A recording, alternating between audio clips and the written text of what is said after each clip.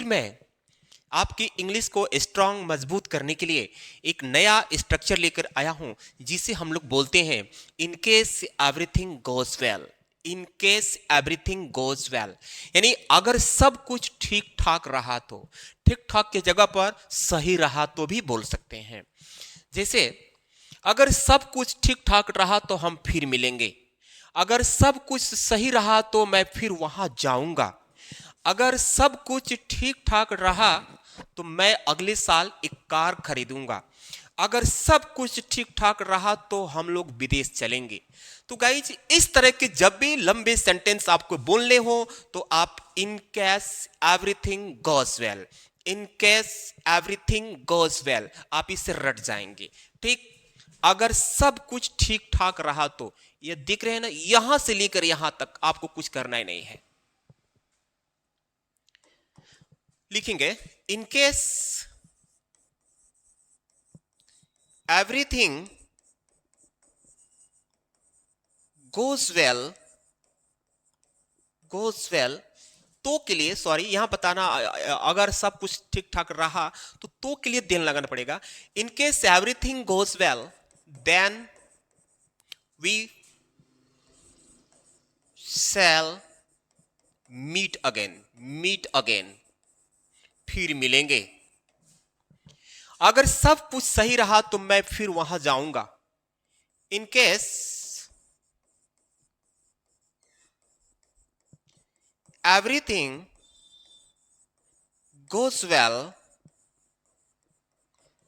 then मैं फिर वहां जाऊंगा।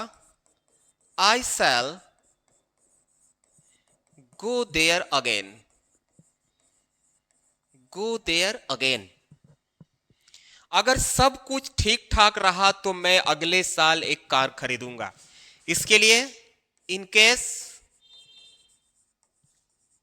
Everything goes well then I shall, then I shall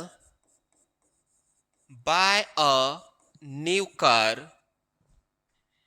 new नहीं है, नया नहीं है तो न्यू नहीं लगाएंगे। I shall buy a, buy a car अगले साल ना, नेक्स्ट ईयर, नेक्स्ट ईयर। अगर सब कुछ ठीक ठाक रहा तो हम लोग विदेश चलेंगे। Okay, in case everything goes well,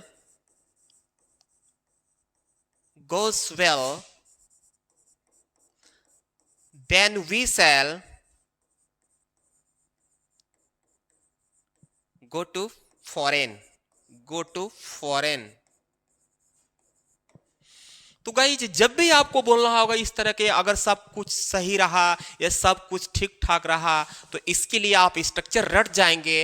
in case everything goes well, in case की जगह पर आप इफ का भी प्रयोग कर सकते हैं। इफ एवरीथिंग गोज वेल या इन case everything goes well. You may have understood this video.